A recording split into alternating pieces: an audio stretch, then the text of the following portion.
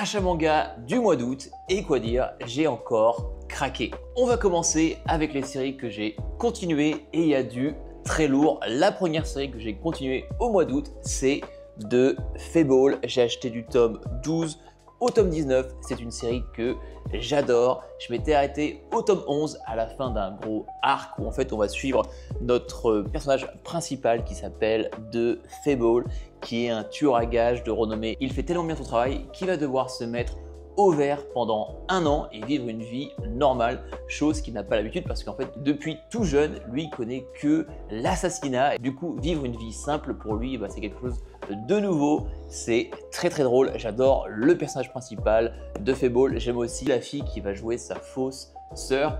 Et franchement, c'est très drôle. Dans The Fable, t'as tout, t'as de l'humour, de l'action, de l'assassinat, des complots. J'aime beaucoup comment l'histoire est racontée et j'adore suivre notre personnage principal qui est un tueur phénoménal, mais pendant un an doit faire semblant d'être quelqu'un de faible, apprendre à vivre une vie normale et il se retrouve dans des situations tellement drôle. Il est content de bosser pour des pacotis. Il va aussi se retrouver dans des situations où il va devoir se battre, mais à la fois il doit être faible. Du coup, il va utiliser des techniques pour prendre des coups, mais sans vraiment prendre trop de dégâts. C'est vraiment très bien fait. Moi, à la fin du tome 11, il y avait un arc qui venait de se terminer que j'avais beaucoup aimé. Et en vrai, j'attendais d'avoir plusieurs tomes de sortie pour pouvoir continuer la série. Je crois que le premier arc de The Fable, parce qu'il y a deux arcs actuellement au Japon, se termine en 21 ou 22 volumes si je dis pas de bêtises. Et là, franchement, j'ai hâte de continuer The Fable parce que ça, c'est vraiment trop bien. Et si tu l'as pas commencé, franchement, c'est vraiment un seinen très stylé. On va continuer avec une série qui s'est terminée au Japon. Je parle de Kaiju No. 8. J'ai acheté le tome 12, 13, 14. Ça fait tellement longtemps que j'ai pas lu Kaiju. Encore une fois, je m'étais arrêté au tome 11 pour Kaiju et j'avais adoré ma lecture. Je trouve que c'est hyper fluide à lire. Il y a pratiquement que du combat et c'est super à suivre. Les dessins sont magnifiques. C'est quelque chose de très simple à suivre. L'histoire elle n'est pas non plus incroyable, mais il y a de la bonne baston et puis j'adore à quel point c'est fluide dans la lecture. C'est un peu comme Dan. Franchement, tu ouvres un tome, en même pas 20 minutes, tu l'as fini. C'est très bon. Je sais que la saison 2 vient de commencer pour Kaiju No. 8. Est-ce que vous lisez, vous, Kaiju No. 8? Est-ce que vous regardez seulement avec l'animé? Dites-moi ce que vous en pensez. Et si vous avez déjà lu les 3 tomes, dites-moi est-ce que l'histoire continue à être aussi bien ou que ça commence un peu à retomber. Et la dernière série que j'ai continuée, je pense que je vais être un des seuls à la faire cette année parce que j'entends personne en parler. J'ai acheté du tome 8 au tome 13 de Under Ninja. C'est fait par le même mangaka qui a fait I Am a Hero, un manga sur les zombies que j'aimerais tellement qu'on ait une réédition en France parce que franchement, le manga, j'avais lu le premier tome, j'ai les 2-3 premiers volumes en anglais et je trouve que le dessin est juste incroyable et l'histoire où tu suis un mec qui est schizophrène et qui voit des choses bizarres mais en même temps il y a des zombies qui attaquent et il sait pas ce qui est vrai et ce qui est faux, c'est incroyable. Et puis ce mec a quelque chose de très rare, il a un fusil au Japon et voilà, j'aimerais tellement qu'on ait cette série rééditée en France, mais là c'est pas le manga dont je parle, là c'est Under Ninja. Je pense qu'il y a personne qui le lit. C'est une histoire particulière parce qu'en fait on va suivre des ninjas dans le temps moderne parce que oui, les ninjas existent toujours et agissent dans l'ombre, mais maintenant ils ont des technologies de malade. Moi j'avais lu les 7 premiers volumes et au niveau de la narration c'est très particulier parce qu'en fait on va suivre notre personnage principal qui est un ninja de Baran qui va faire un peu des missions complètement random. Aussi il a des interactions avec ses voisins qui est complètement bizarre. Donc c'est vrai qu'au niveau des dialogues, de l'histoire, comment elle est faite, c'est très particulier. Mais aux alentours du tome 6, il y a des gros événements qui arrivent et en fait tout commence à se relier et l'histoire devient super intéressante. Au début, à ma lecture, j'étais pas si emballé que ça avec les 3-4 premiers volumes, juste parce que c'était fait par le mec qui a fait I Am a Hero. J'étais vas-y, je lui laisse sa chance. Mais dès que j'ai lu le volume 6, ça a commencé à partir en vrille et l'histoire devient vraiment intéressante. Et je me suis dit, c'est quoi, je vais continuer ma lecture. J'ai trouvé un petit lot sur Vinted des mangas qui me manquaient, du coup, je vais me lire ça et je vous ferai un retour dans mon prochain bilan lecture. On va poursuivre avec les nouvelles séries que je commence. La première série, c'est une série qui est sortie quasiment au même moment que Gachi Akuta. C'était censé être une des nouvelles séries à succès et j'ai l'impression que personne en parle. J'étais curieux, du coup j'ai acheté les 4 premiers volumes sortis en France. Je parle de Kurakuga et putain j'ai du mal à le dire. Voilà, j'ai les 4 premiers volumes. Je sais pas du tout à quoi m'attendre. Je trouve les covers plutôt sympas, même si les 2 dernières elles sont assez simples.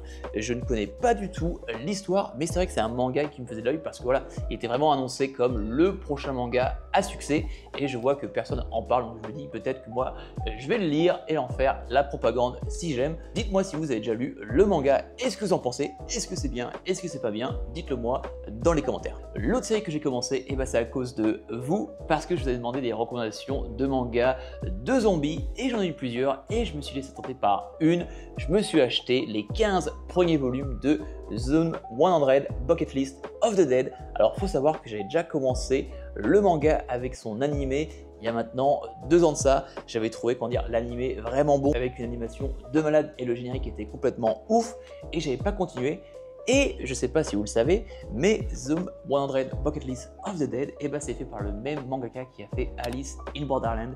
Et pour moi, Alice in Borderland, c'est l'un ou voire le meilleur manga de survival horror. Du coup, il fallait absolument que je me laisse tenter par ce manga. Et la chose qui est drôle, c'est que dans Alice in Borderland, il y a une référence. Donc je ne sais pas si le mangaka avait déjà commencé à avoir l'idée ou avait déjà commencé ce manga à côté, parce qu'on voit une feuille avec 100 choses à faire avant de mourir. Et du coup, j'ai son deuxième manga. J'espère qu'il sera aussi bon que Alice in Borderland. Pour les gens qui ne connaissent pas, l'histoire, elle est plutôt simple. On va suivre quelqu'un qui en avait complètement marre de son travail et il voulait absolument arrêter de travailler et rêver d'une invasion de zombies. Et ça arrive et lui, il est super content et du coup, dans un petit carnet, il met 100 choses qu'il a envie de faire avant de mourir et du coup, on va le suivre et les choses, elles sont complètement what the fuck, c'est complètement random. Moi, je connais le manga qu'avec l'animé. Les 2-3 épisodes que j'ai regardés étaient plutôt sympas, donc du coup, j'ai hâte de voir ce que ça donne avec le manga. Dis-moi si toi, tu as lu ou si tu as regardé l'animé pour Bucket List of the Dead. Est-ce que tu aimes, est-ce que tu aimes pas? Par contre, il y a un truc à dire, c'est que c'est complètement abusé au niveau de l'épaisseur de cet tome. Regardez-moi à quel point c'est fin. Quand tu mets à côté d'un manga classique, franchement, limite, pour 2 mangas, t'en as un classique, c'est n'importe quoi. Et le pire, c'est que c'est même pas cher. C'est qu'ils sont super chers en plus. Je crois qu'ils sont à 8 € le tome et c'est ultra fin. Donc je me demande est-ce que c'est rapide à lire ou pas. Et moi, ça me fait peur parce que putain, 8 € pour un truc aussi fin que ça, franchement, c'est un peu la honte. Alors là, c'est le moment de la vidéo où ça part complètement en freestyle. J'ai complètement abusé, j'ai craqué. On va commencer avec ce magnifique carton. Je vais pas tous vous les montrer parce qu'il y en a quand même beaucoup, mais dans ce carton, j'ai acheté une série que j'ai finie il y a très peu de temps et j'ai tellement adoré que j'ai dû acheter sa version de luxe. On parle de Kenshin le Vagabond. J'ai acheté la version de luxe, elle est tellement belle. Je tiens à préciser que je l'ai acheté d'occasion sur Vinted, donc du coup je ne soutiens pas le mangaka qui a fait des choses horribles, mais là il n'y a pas à dire, franchement Glénat ont fait un taf de malade, elle est juste trop belle cette édition. Alors déjà juste au toucher, c'est super agréable. Je sais pas comment l'expliquer, mais le papier il est tellement agréable au toucher. Ça brille. On est aussi sur un format qui est un peu plus large qu'un format classique pour vous montrer, donc voilà, c'est un peu plus grand. On a aussi une fresque qui du coup sera le sabre de Kenshin. Je vous la mettrai à l'écran, elle est trop belle. Et aussi l'élément qui m'a fait acheter cette série, à côté du fait que j'ai adoré ma lecture, c'est au niveau texte et les onomatopées. Parce que dans l'ancienne édition, pendant les phases de combat, tu vois que dalle. Il n'y a que du texte ou des vieilles onomatopées et tu vois une tête là et pas ce qui se passe réellement dans le combat. J'ai regardé en ligne ce que ça donnait dans la version Deluxe et ça a été retravaillé tellement que je me tâte en fait à relire le manga depuis le début pour voir ces scènes de combat. Je savais que Kenshin était considéré comme un classique. J'ai mis beaucoup de temps à commencer ma lecture. J'étais pas trop sûr de la hype. Je l'ai lu et j'ai compris. J'ai vraiment adoré ce manga. Lisez-le d'occasion parce que voilà, c'est vraiment une pépite. J'adore les messages qui sont dans ce manga, surtout le fait de, même si tu crois te battre pour ce qui est juste pour toi, peut-être que dans le futur, tu vas te rendre compte que tu auras eu raison ou tort. J'adore ce message. Kenshin, c'est un classique pour une raison, achetez-le d'occasion, ne supportez pas le mangaka, mais franchement, Kenshin, c'est trop bien. Il y a juste peut-être l'arc final que j'ai pas trouvé si ouf que ça, mais le reste, c'est vraiment trop bien. On va continuer avec le deuxième craquage, et c'est pas le dernier, c'était un coffret qui me faisait l'œil depuis longtemps, mais j'étais jamais passé à l'action, je l'ai enfin fait.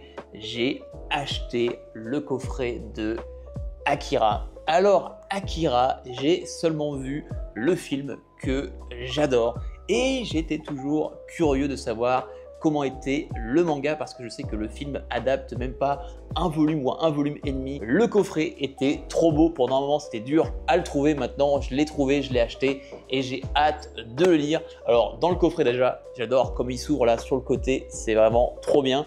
Et en fait dans le coffret on aura, oups, je galère un peu, on aura l'histoire complète en 6 volumes. Puis après on a un sorte de artbook qui parle un peu de l'histoire et puis des dessins. Voilà, franchement, Akira, le coffret me faisait de l'œil depuis longtemps. Je l'ai enfin, je suis tellement content. Il est trop beau. Ça, quand j'aurai enfin une mangatech, ça va être trop beau. J'ai hâte.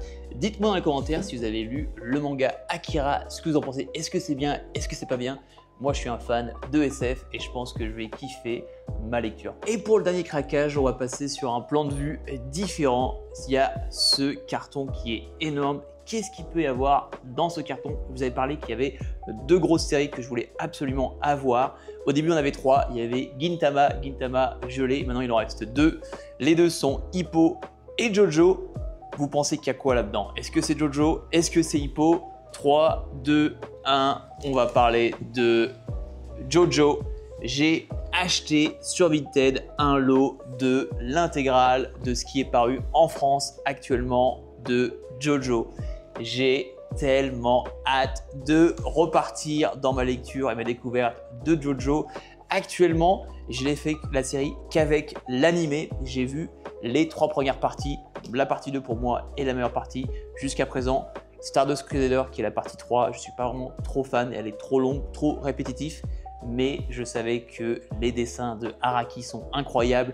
Les Jojo poses, j'avais vraiment hâte de voir ce que ça donnait en manga. Et bah du coup, c'est chose faite. J'ai l'intégrale et je compte lire une partie de Jojo par mois. Et à la fin de l'année, je vous ferai un classement de la meilleure à la pire. Et j'ai hâte de lire ça. Aussi, la personne qui m'a vendu ce lot m'a aussi donné un artbook de Jojo avec ma commande. Et le artbook est juste incroyable. Je pense qu'il y a un artbook à avoir, c'est vraiment Jojo parce que les dessins, les poses sont juste incroyables. Franchement, il m'a régalé avec ce cadeau.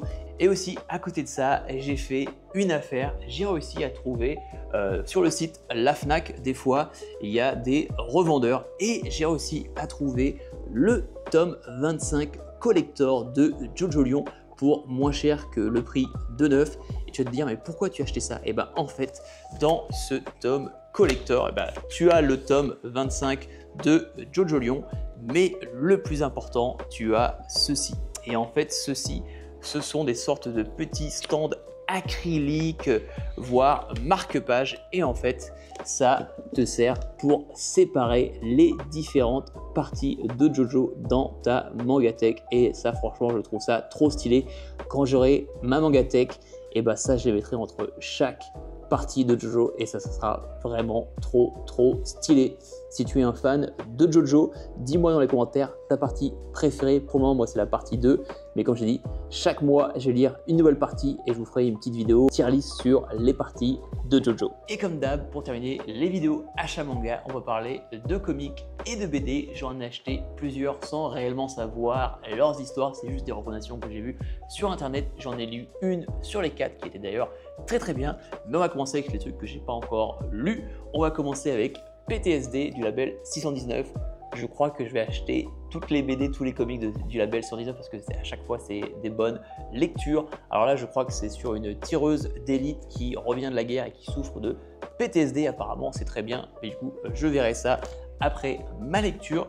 J'ai aussi acheté It's Lonely in the Center of the Earth. Alors apparemment, ça c'est incroyable. C'est sur une artiste qui souffre de dépression, qui avait envie de mettre fin à ses jours et grâce au comic qu'elle a écrit, ça l'a aidé à vaincre cette dépression. Et comme ils le disent derrière, ce comic ne devait pas voir le jour et en fait elle a choisi de partager ça avec le monde. C'est très touchant, très marquant. C'est pas fait pour tout le monde, mais apparemment les gens qui l'ont lu, ils ont trouvé ça incroyable et j'ai vraiment hâte de le découvrir. Et l'autre comic que j'ai pas encore lu, c'est Ces jours qui disparaissent. Si je dis pas de conneries, c'est fait par le même mec qui a fait The Nice Lights on the Lake, ou peut-être que je me trompe complètement, je crois que c'est ça. Et en fait, c'est sur une personne qui, suite à un accident, parce que je crois qu'il est il fait partie d'une troupe dans le cirque, suite à un accident, il va commencer à avoir des pertes de mémoire sur des jours entiers. Et du coup, l'histoire va tourner de qu'est-ce qui se passe pendant ces jours où il n'a aucun souvenir. Ça me rappelle un peu l'histoire de Killer Inside, le manga, si tu as déjà lu. Manga qui est incroyable, pour moi c'est un des meilleurs thrillers que j'ai pu lire. Donc voilà, ça franchement le pitch de base m'avait beaucoup plu. Et on va finir avec une BD que j'ai terminée et que j'ai adoré. Ça sera la prochaine vidéo sur cette chaîne. On va parler, j'ai fait une semaine spéciale BD et comics et ça franchement c'est incroyable. C'est Jandou et le mystère de la disquette molle. Alors déjà le format est très très drôle et j'ai adoré ma lecture. Alors je pense que je vais vous faire une référence qu'il y a peu de gens qui vont avoir, à moins que vous ayez mon âge ou un peu plus vieux. Si vous avez déjà vu la série Caméra Café qui passait à l'époque il y a longtemps sur M6, et bah là c'est ça, c'est tellement drôle et le dessin est juste incroyable, j'aime trop. Regardez-moi le dessin est juste incroyable, j'adore la coupe de notre personnage principal et ça franchement c'est drôle, c'est juste incroyable. Je ne peux pas en dire plus parce que je ne veux pas trop vous spoil, mais voilà, on va suivre notre personnage principal Jandou qui va trouver cette fameuse disquette molle. Qu'est-ce que fait cette disquette molle? Vous allez le découvrir avec cette BD et franchement c'est juste incroyable. Franchement, si vous voulez lire une BD qui sort un peu du lot, ça c'est vraiment trop bon. Sur ce, c'est la fin de la vidéo. Encore une fois, un craquage énorme et il y en aura d'autres, même si j'essaye de me contrôler. Comme d'habitude, aime cette vidéo, commente-la, ça va être que plus de gens la voient. Abonne-toi à la chaîne si ce n'est pas encore fait. On a enfin atteint les 900 abonnés. Je suis tellement content. On est tellement proche des 1000 abonnés. Mon goal ultime est enfin tellement proche. Peut-être qu'à la fin septembre, je les aurai. J'ai vraiment hâte. Merci pour le soutien. Ça fait vachement plaisir. Il y a de plus en plus de gens qui regardent les vidéos. C'est vraiment trop cool. Sur ce, c'était Erdaxel. On se voit dans la prochaine vidéo. Peace!